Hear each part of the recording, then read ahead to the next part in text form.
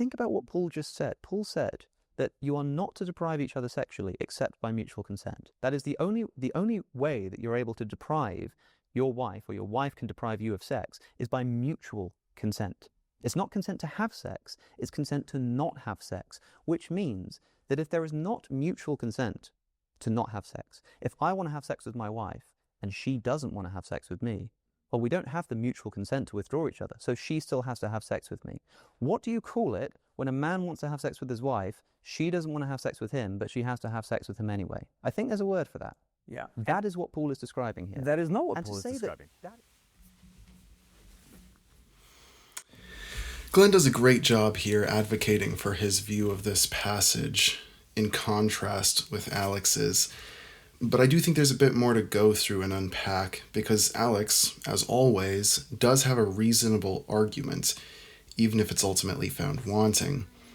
The first thing to mention here is that deprivation does not necessitate request. Alex immediately contextualizes this passage in the form of a scene where a husband is requesting sex from his wife and she is depriving him. Paul then narratively speaks into this scene, saying that now the husband needs consent from himself, not to pursue sex in this instance. I find that interpretation to be lackluster, especially given the rhetorical gymnastics required to get there, not to mention the larger context in which Paul is writing these things. See, Paul is not addressing specific instances where sex is requested by one spouse and then denied by the other. Rather, he is describing and addressing a pattern of behavior. Let's look at the passage again. Now, concerning the matters about which you wrote, it is good for a man not to have sexual relations with a woman. Quick sidebar, this means Paul is specifically addressing Christians in Corinth with a false idea that complete chastity, even in the realm of marriage, is morally good. Continuing. Because of the temptation to sexual immorality, each man should have his own wife and each woman her own husband. The husband should give to his wife her conjugal rights, and likewise the wife to her husband. For the wife does not have authority over her own body, but the husband does. Likewise, the husband does not have authority over his own body, but the wife does. Do not deprive one another, except perhaps by agreement for a limited time, that you may devote yourselves to prayer. But then come together again, so that Satan may not tempt you because of your lack of self-control. Paul here speaks to a people with a belief in excessive chastity, and later says that the unmarried who burn with passion ought rather to be married, and then subsequently have sex. He frames his comments about the value of unmarried dedication to God and his work as a concession. A concession to what? Not a concession to people who want to go get married and then have sex.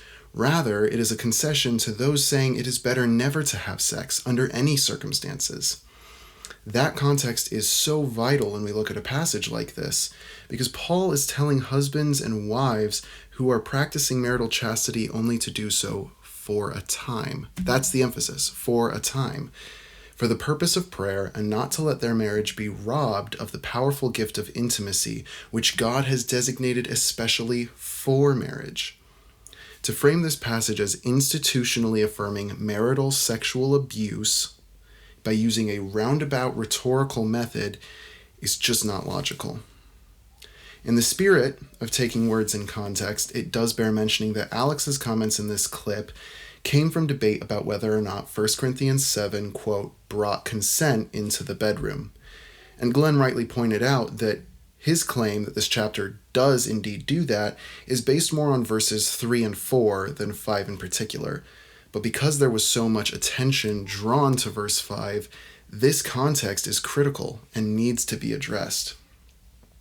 This video is not meant to attack Alex, for whom I have great respect, but instead to provide confidence to those who might not have had that very critical context.